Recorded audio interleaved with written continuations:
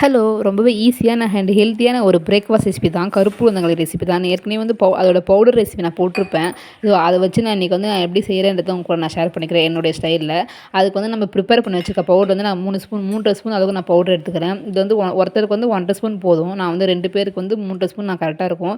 அதுக்கு நான் வந்து 1 1/2 கிளாஸ் அளவுக்கு நான் தண்ணி ஊற்றிருக்கேன். இதான் மெஷர்மெண்ட். இதை வந்து அப்படியே வந்து சேர்த்துக்காமல் கொஞ்சம் தண்ணி ஊற்றி நம்ம ஆட் பண்ணும்போது நமக்கு வந்து கட்டி விழுகாமல் கொஞ்சம் சீக்கிரம் கரைச்சிக்கலாம். இது வந்து குழந்தைங்களுக்கு வந்து கொடுக்குறது ரொம்ப ரொம்ப நல்லது. அவங்களுடைய போனுக்கு அவங்களுடைய மென்சஸ் டைமில் வந்து அவங்களுக்கு முதுகு வலிக்காது, வயிறு வலிக்காது, இடுப்பு வலி எதுவுமே இருக்காமல் இருக்கும்.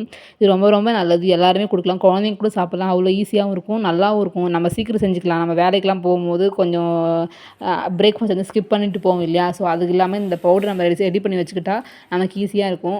அந்த மிக்ஸ் பண்ணி வச்சுருக்க அந்த தண்ணியை வந்து இதில் நான் ஆட் பண்ணிக்கிறேன். அந்த கஞ்சி வந்து இதில் ஆட் பண்ணிக்கும்போது அடுப்பு வந்து ரொம்ப ஸ்லோவாக வச்சுக்கும் போது தான் நமக்கு அடி பிடிக்காமல் இருக்கும். அதை நம்ம கிண்டிகிட்டே வரும்போது நம்ம ஸ்வீட்னஸ்க்காக கருப்பட்டி, வெல்லம், நாட்டு சக்கரை எது வேணால் சேர்த்துக்கலாம். நான் வந்து இப்போ என்கிட்ட வெல்லம் இருக்குது தான் நான் வெல்லம் ஆட் பண்ணிக்கிறேன். இது நல்லா கிண்டிகிட்டே இருக்கணும், கைவிடாமல் கிண்டிகிட்டே இருக்கணும். இது கூட வந்து நம்ம கிண்டிகிட்டே இருக்கும்போது நம்ம அடிக்கடி நல்லெண்ணெய் ஆட் பண்ணிக்கணும். அப்போ வந்து நமக்கு வந்து அந்த ஒரு களி பதத்துக்கு வரும்.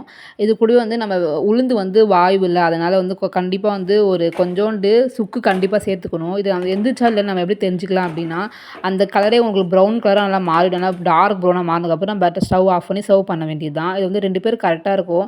நான் வந்து இதை ஸ்பூனில் எடுக்கும்போது அப்படியே களி மாரி வரும். குழந்தைங்களுக்கு ஊட்டலாம், ஈஸியாக இருக்கும்.